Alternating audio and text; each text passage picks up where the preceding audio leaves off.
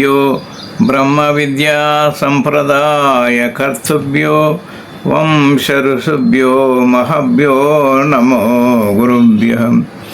అఖిలాండ కోటి బ్రహ్మాండ నాయకుడు శ్రీకృష్ణ పరమశివుని దివ్య శరణ పాదపద్మం నమస్కరిస్తూ మీ అందరి ఉదయంలో దేదీప్యమానంగా ప్రకాశిస్తున్న జీవాత్మసుతో ఉండక ఆ పరమాత్మని నమస్కరిస్తూ పవిత్రాత్మ స్వరూపులైన ప్రియత్మ బంధువులారా, ఈరోజు మనకు 13వ అధ్యాయం క్షేత్రజ్ఞ విభాగ్యం. క్షేత్రం అంటే శరీరం, క్షేత్రజ్ఞుడిని శరీరం ప్రకాశించే ఆత్మ.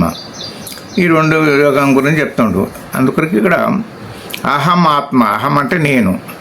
ఇదం శరీరం కౌంతేయ క్షేత్రమిద్యభిధీయతే. ఇదం అంటే ఇది నాకు ఏది కనిపిస్తుందో బట్టి జడమైన శరీరం, దీనికి శాస్త్రం కాదు. మనము ఇలా ప్రాణవాయువు ఏంటంటే శరీరం పనిచేయదు, ఎవరు రారు ముట్టరు చూడరు. ఉన్నంతవరకు దేహం అన్న అభిమానం, ధనము, ఆస్తి, ఐశ్వర్యము, కులము, ఇవన్నీ అభిమానాలు మనకు ప్రతిఘటిస్తుంటుంది. కాబట్టి భగవంతుడు ఏమంటుండ్రు ఇక్కడ, జన్మ మృత్యు జరా వ్యాధి దుఃఖ దోష అనుదర్శనం. జన్మ అంటే పుట్టుక, మృత్యు అంటే మరణం, జర అంటే ముసలితనము, వ్యాధి అంటే రోగాలు. ఇవన్నీ ఆటపోటులన్నీ శరీరానికి గత జన్మలో చేసిన పాప పుణ్యాల ప్రభావం వలన మనకి ఇవన్నీ గ్రహాలు బంధింపజేసి మనకు బాధిస్తుంటాయి అన్నట్టు. కాబట్టి ఈ యొక్క విషయాన్ని శరీరంతో ఉన్నటువంటి ఇది కవచం ధరించి తీసేస్తే అయిపోయి దేహం నేను అన్నటువంటి అభిమానం తీసేసి ఆత్మాభిమానం. కాబట్టి భగవంతుడు ఇక్కడ ఏమంటాడంటే, సూర్యుడు జగత్తును ఎట్లయితే ప్రకాశింపజేస్తుండో అట్లనే శరీరంలో క్షేత్రజ్ఞుడు దేహాన్ని ప్రకాశిస్తుండు.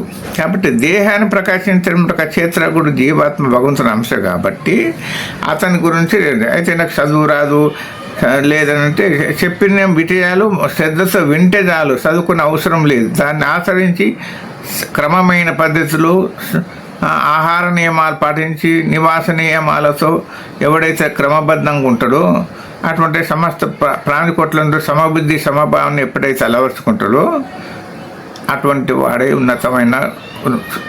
అందుకొరకే ఈ అద్భుతమైన ఈ యొక్క అధ్యాయం ఎట్లా అంటే ఒకటే చెప్పిండు, అన్నేత్యేవ అజానంత శ్రుత్వ అనేవ ఉపాసతే తేపి చాతి తరంతేవ మృత్యుశుతుపరాయణ. ఇది చాలా అర్థవంతమైన అంటే 26వ శ్లోకము 13వ అధ్యాయంలో. నాకు ఆధ్యాత్మిక పరిచయం అవసరం లేదు, చెప్పిన విషయాలు ఏంటి అయితే ఇప్పుడు మనము రోగం వచ్చిందనుకో మనం డాక్టర్ గారు అవసరం లేదు. డాక్టర్ దగ్గరకు పోయి మనకైనా మన అనుభవాన్ని పంచినట్టయితే ఆ రోగానికి కావాల్సిన పద్ధతిని చెప్తూ మనము పథ్యం మఠం పాటించాలి, కానీ డాక్టర్ కాదు. అట్లనే మనం మహాత్ముల దగ్గరకు పోయి వాళ్ళకి అడుగుజాడలు ప్రయత్నించి వాళ్ళు ఏం చెప్తారు విని ఆచరించినప్పుడు మనం మోక్షం పొందుతాడు. ఆచరించక నేను గొప్పవాణ్ణి నేను చదువుతున్నా, విష్ణు సహస్రనామం, లలిత సహస్రనామం, రామరక్ష స్తోత్రాలు, హనుమాన్ చాలీస, ఇట్లా మనకు లలిత ఎన్నో రకాలుగా చెప్తున్నాం మనం. కానీ అది పారాయణ పుణ్యం, అనుష్ఠానంతో మోక్షం. అనుష్ఠానం అంటే ఆచరణకు అనుగుణమైన ప్రవర్తన నియమాలి. కాబట్టి భక్తులారా, ఆ భగవంతుడు మీకు భక్తి జ్ఞాన వైరాగ్యాలు ప్రసాదించునుగాక. హరి ఓం తత్సత్ పరబ్రహ్మార్పితమస్తు.